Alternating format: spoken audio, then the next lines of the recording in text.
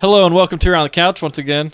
I'm Dan Whitmer alongside Andy Rassisi, Steve Barry, special guest Matt Masenko, and Jason Malloy. We begin with the trade that sent Kyrie Irving to Boston that was completed this week. The Cavs gained Isaiah Thomas, Jay Crowder, a future first and second round pick, and Ante Zizic. Andy, great trade for the Cavs, no? Absolutely not, Dan. I know I'm in the minority. I see all these people on Facebook and, some of these analysts saying it's a great trade for the Cavs. They just got worse. What? What? You think they got better? We did the best we could given the situation. What situation, dude? Kyrie wanted out. For 2 more years, he was under contract. So you're telling me that he was not going to try this year? He's one of the top 5 to 10 best players in the league. You get back a possible great draft pick next year, okay? That's awesome, except LeBron might be gone by then. You pick up Isaiah Thomas, who he had a great year last year, but he's hurt right now. There's no guarantee he's going to be back. He's 5'1". Yeah, he's very short. And he's somehow worse at D than Kyrie Irving. How's that possible? Analytically, the second worst defender in the entire league. I don't think if Isaiah Thomas is healthy, he's not that much of a downgrade from Kyrie Irving. Kyrie, without LeBron in the lineup, had a terrible record for the Cavs. He's a great player, obviously. Yeah, he had a terrible record before LeBron got there. He was a young player. He's grown so much. I understand when LeBron gets hurt. When he gets hurt, but the offense is so built around LeBron that everybody's in shambles when the guy's out because everything's got to go around LeBron. Everything revolves around LeBron. So when he's out, of course things are going to look a little less, But we did get a lot. We got Jay Crowder, he's going to be valuable against the Golden State Warriors, which is the only team that matters. Because he won't be on the court. Why won't he be on the court? Not in the fourth quarter. He's a decent player. He's an okay defender. I mean, I think Who's against your fourth quarter 5? I think against the Warriors, Jay Crowder is going to have to be on the court because he's another body that can guard Kevin Durant. Listen, the only way that this trade makes you better is you have to do something with those 2 draft picks. If you can roll those 2 draft picks into something, or you end up getting a stud in LeBron Lee, everybody went nuts about that number 1. Oh, they got that first round pick. Well, if you lose LeBron at the end of next year, who are you going to pair that first round pick with? Kevin Love? Oh man, looks like a strong squad in the East. Kevin Love and an unknown first round pick. I'm so excited. I mean, dude, if I'm the Celtics, I'm fired up right now. I just got one of the top players in the league I lose Isaiah Thomas. He's a good player, and he had a good year for them, but nobody knows what's going on with that guy's hip. And after this season, he's going to want max money. I don't know if you could pay a guy like that max money. But what other options did the Cavs have? Easy. They could hold on to the guy. He's not even like he's in a contract year. He was there for 2 more seasons. People always get desperate at the deadline. Who knows what happens 4 months from now at the trade deadline, what people would be willing to give you for a guy like Kyrie Irving or next offseason. Here's the deal. You also couldn't have waited to the trade deadline for that, though. They could have? Why not? No, they couldn't have. Why? Because just everything with Kyrie and LeBron, how heated it was over the summer, it would not have lasted to the All-Star break. They went to the finals. He said he didn't talk to anybody in the whole playoff run, and they still went to the final. The East is a joke. You could have been fine with the Kyrie Irving. All the baggage wasn't out on the table at that point either. Okay, well, Kobe and Shaq hated each other for 3 seasons, and they won 3 titles. LeBron didn't know that something was wrong with Kyrie Irving because they didn't talk for 3 months. Oh, I'm sure he's fine. Maybe he just has the flu or something. Right, but clearly knows something's wrong. But the report came out. You also now you have nobody. Who's going to take the final shot in a game if Isaiah Thomas isn't healthy? LeBron's not taking. Who are you going to go to? I think Isaiah Thomas will be healthy. You're going to go to J.R. Smith. I think he might miss. Shooter in the NBA? I think he might miss like a month or 2 at the beginning of the year, but he's going to be healthy. I assume he will.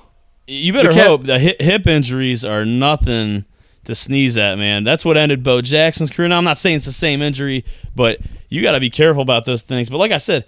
He better be, because after this season, though, man, what are you going to do? Are you just if you're playing for? I don't know what we're going to do. It all obviously depends on what LeBron's thinking. It's a good trade if they're not looking to win this year, I think.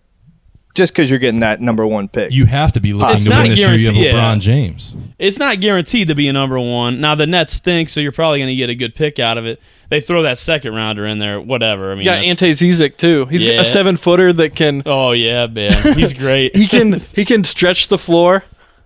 He can take it to the hole. He's Center 7 didn't even know foot. who he was. He's when only they like announced 21 it. years the big old. thing is, I think the Celtics got a lot better, which I think they'll threaten the Cavs this year a lot more than they did last year. I mean, I still see the Cavs winning the East, but I think Easily. that if Isaiah I wouldn't Thomas say is easily. not healthy, it will be more like 6 games. But I would agree. I'd say Cavs fairly easy, but I do think you got worse and you have a less of a chance to But beat I the like Warriors. you guys don't seem to like the Jay Crowder pickup.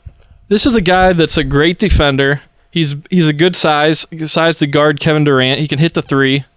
He's a team player. I don't think it was a bad pickup. I feel like a guy like Kyrie Irving, I would have liked more, and especially against the team that you're going to see in the Eastern Conference. Assuming Isaiah Thomas is healthy, this is a guy that scored 29 points last year, carried the Celtics on his back to the first seed in the East.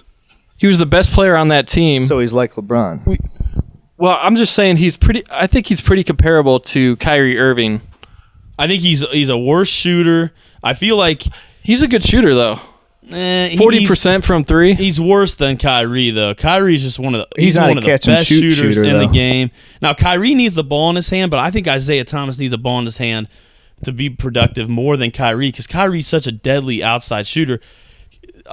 You see Thomas and he's so good off the dribble. Now you got Derrick Rose, you got Isaiah Thomas, you got LeBron James. They all need the ball in their hand. But Kyrie to be needed the ball productive. too. Not necessarily. He did but not. I think that he was such a good shooter. But that he was better playing off of LeBron than Isaiah Thomas is going to be. Let's look up these stats. So Isaiah Thomas shot 38% from 3 last year.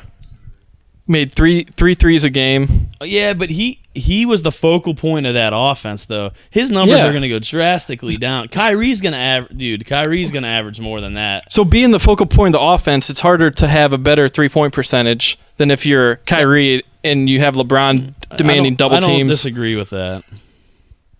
I don't know. I guess we'll see. They have to do something with those draft. I don't want to see them necessarily make those draft picks in the draft. I want to see them do something with them. Get another guy, another established guy. Yeah. All right. Well, let's move on to the Browns. Joe Haden was released by the Browns this week as he signed a 3-year, $27 million deal with the Steelers. Brock Osweiler was also released by the Browns and signed a 1-year deal with the Denver Broncos. Barry, what do you make of all this? The Osweiler thing's very confusing. I like it. I'm not saying I hate it, but you still have to pay him a lot of money. But you're paying $15 million for a second round draft pick?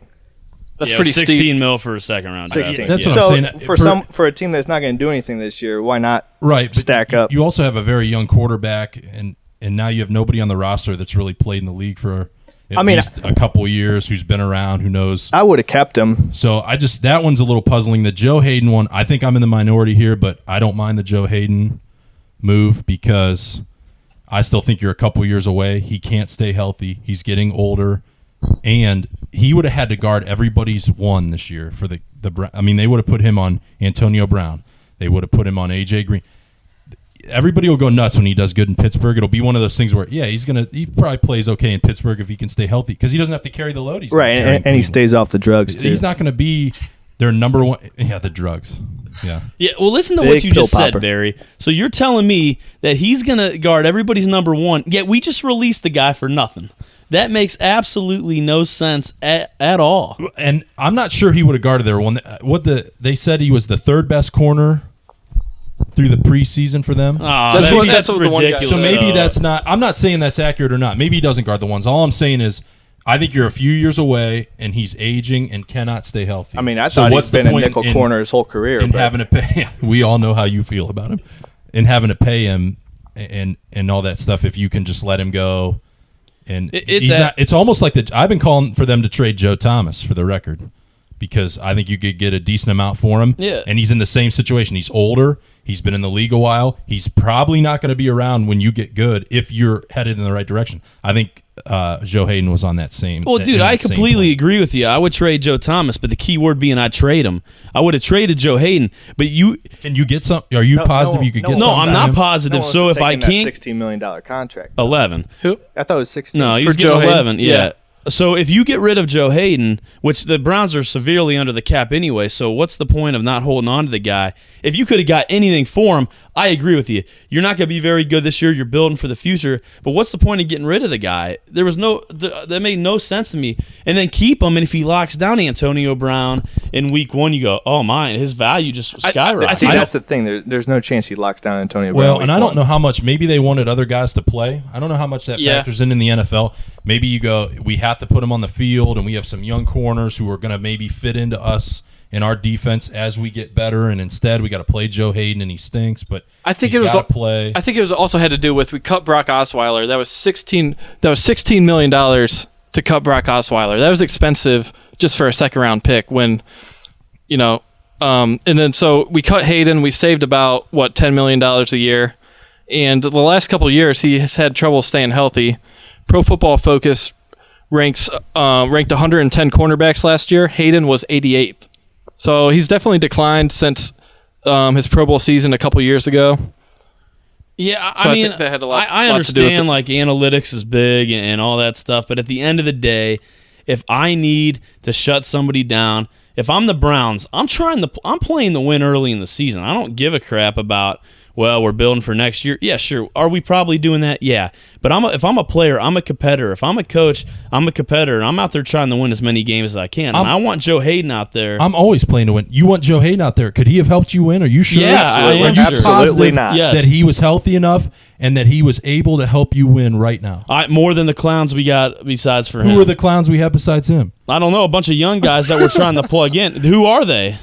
I'm not the one saying that he Exactly. should play. Exactly. In That's the you past, can't we got name any other quarterbacks. In the past, how much has it helped him win? Not a whole lot, but he's Okay. been able to Well, lock guys down. Oh, yeah. He's done a better AJ Green. He's done a better job at than Wide Buster open. Screen I and don't all know how those many guys that times. we had for all those years. So yeah, he's voted by the fans. Yeah, remains to be seen. So, what do you think about Deshaun Kaiser starting at quarterback and cutting Brock Osweiler? You think that's the way to go? Well, I honestly thought I would have started Osweiler out the chutes. I would have let him sit and learn. Now, I do think that we need to find out. I would have probably given him 10 games or so to try and find out, but it's tough to throw a guy right in there. Plus, I'm always about, it's a new season. Everybody's 0-0. I would go as long as you could with the very best guy that you think. Now, like some people said Kaiser, went out and won the job. I don't know. I think that I would have gone with the veteran to start and see how that would go, and then throw in Kaiser, because now we're throwing him to the Wolves, Pittsburgh, a rival game week 1. I understand we got to find out because there's some good quarterbacks next year. We got to find out if we got to draft one, but I would have gone with the veteran to start. I like starting Kaiser. I was with you, Andy, for a long time, but when I think they played about the same amount of time against the ones in the preseason, and Osweiler was not impressive at all. I think if they have evaluated Kaiser as truly being the best quarterback on this roster, then you owe it to the rest of the team to start the guy that gives you the best chance to win. I'm not saying it's a perfect situation. I do think you have to find out about Deshaun Kaiser because what do you have, 15? You have like 2 first-rounders and 2 second-rounders or something again in this coming draft. Yeah. I think it would be really nice to be able to take a bunch of playmakers and not have to waste trading those picks to get another quarterback. Yeah. If Kaiser's the guy. So I like starting Kaiser, figuring out where he's at. Do you think he can be the guy, and then you can move forward? If he's the best quarterback on the roster, he's the guy that has to start. Yeah, it'll be interesting to watch the Browns. They got a bunch of young, exciting players on defense. You have Kaiser starting, who's got all the tools, the size to possibly be a franchise guy. That defense looks completely different from Greg Williams. Must really do a good job. Yeah, see what happens. All right, moving on to the Indians. The Indians beat the Tigers 11-1 today, extending their win streak to 11 games. Their lead in the AL Central is now 9 games. Corey Kluber has been having another outstanding season with a 14-4 record and a 2.56 ERA. Barry, do you like Kluber to win another Cy Young this year? I would not. If I had a vote, which I should have a vote for the record. I'll make that public right now. There's absolutely no reason I don't have a Cy Young vote. I deserve one more than Ryan Lewis, I think, who writes for the Beacon Journal. I should definitely have a vote. I would vote for Chris Sale at this point. I think the thing that hurts Chris Sale is he's been roughed up really bad twice, and it just happens to be by the Indians. I don't think you've seen Kluber have that kind of an outing this year. I personally give the edge to Sale just right now. I think it's anybody's race still. Something tells me Corey Kluber is going to win the Cy Young. I don't know why I have that feeling. I just think he's going to win the Cy Young this year. He's been so dominant down the stretch. I wouldn't vote for him, but I don't know. He had like 10 Ks and 8 straight or something, 8 Ks and 12. So, I mean, dude, he's been really good. So I think you're splitting hairs when you get to two guys like Chris Sale and Corey Kluber. I mean, that's the best, probably the best two pitchers in the American League, the best left-hander and the best right-hander for sure. It's really close. I agree. I give the edge to Kluber. I look at it and I see the stats, and Kluber's ERA is 0.2 runs better than Sale's. ERA is my biggest thing I look for. Sale's got the edge in Ks, but he had 20 more innings pitched as well. And, what have you done for me lately? A lot of times that's what the voters look for, and he's been much better down the stretch. And Sale, he's the best pitcher in April and May by far. But now coming down the stretch, hasn't been bad, but it's been a lot more inconsistent. And the Indians, like you said, they've really picked up Kluber because they've roughed him up, and that's made his ERA, I wouldn't say skyrocket. It's still 2.74, but that gives Kluber the .256. But the race is wide open. They're both going to win their division most likely, so you can't really give the edge there. But I'm going to lean towards Kluber right now. But I know I'm going to contradict myself too, but I think you just brought up an interesting point, Andy. And when you Obviously. say right that he was good in April and May, traditionally too, offenses are not as good early on in the year. The pitching normally is better. So I don't know if they look at that, but you could also say, yeah, he's good in April and May, but the bats aren't really hot in April and May, and then when they get hot, he's not as good. I don't know. It's amazing how well the Indians are doing this year, especially considering all the injuries, again, that have plagued this team. Well, and I think that's where a guy like Terry Francona comes in, and I look at him as, arguably the best manager in baseball, and I don't necessarily think it's what he does on the field. I think it's what he does off the field. I heard the other day that he meets with the full 40-man roster at the beginning of the season, and he tells those guys, you're not all coming to camp with us or breaking camp with us, but we might need you at some point. And they come and they're ready to go when their opportunity is called upon. I mean, Merritt came in and threw a great game the other day. He helped pitch us to the World Series last year. These guys always stay ready. He does such a great job in the clubhouse that, I mean, whatever he's getting paid, he's worth every bit of it and then some. Yeah, and our lineup is much deeper than it's been in years past. You've had Jay Bruce, nice pickup mid-year. Yeah, it's really like an embarrassment of riches with the Indians pitching. Like, how are you going to go about with all these different guys? Like, you can't run 6-7 guys. Like, what are you going to do? What are you going to do when Kipnis comes back, when Chisenhall starts firing up? What are you going to do when Brantley comes back? Like, how do you go about this? I mean, what do you see happening? If everyone's firing all cylinders like they seem to be doing right now, is Brantley not coming? Is he coming off the bench? Is he starting? Are you plugging him back in?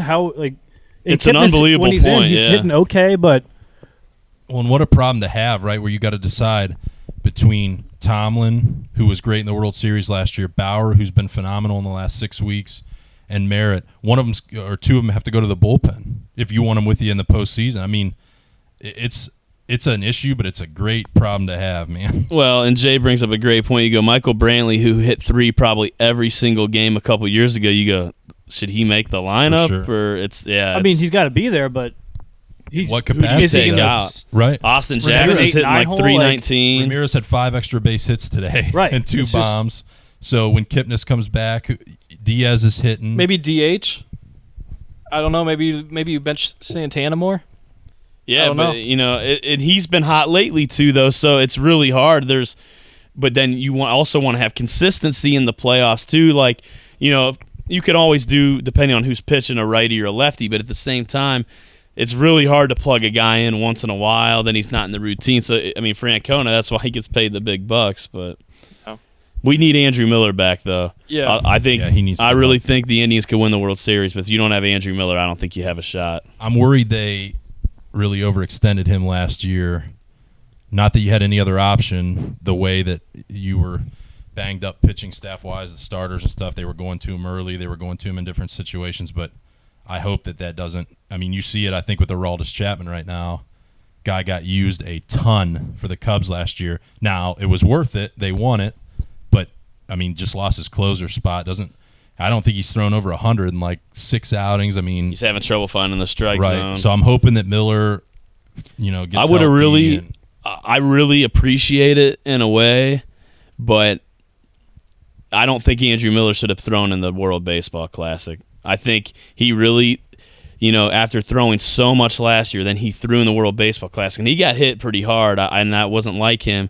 And I go, crap, he didn't take enough time. But then he came back and threw pretty well this year, but now he just can't stay on the field. So maybe this time off, hopefully, will help him going into the playoffs because we really need him down the stretch. Well, it'll be interesting to see what happens down the stretch and through the baseball playoffs, right, Masenko? Well, speaking of down the stretch, I know we're trying to wrap it up. Do the Indians go for home field advantage? Do they start playing or do they start resting guys? Start resting pitchers? Start resting I think everyday players? How do I think they got to set themselves up to the rest guys and set your rotation. If you win, great, but I'm not going to tax myself just to get home field. I think in baseball, I wouldn't say it's overrated, but I don't think it's super important. I think it's way more important to set up your rotation. I want to make sure Kluber's throwing game 1. I want to make sure Carrasco's throwing game 2. I want to make sure the bullpen's well rested.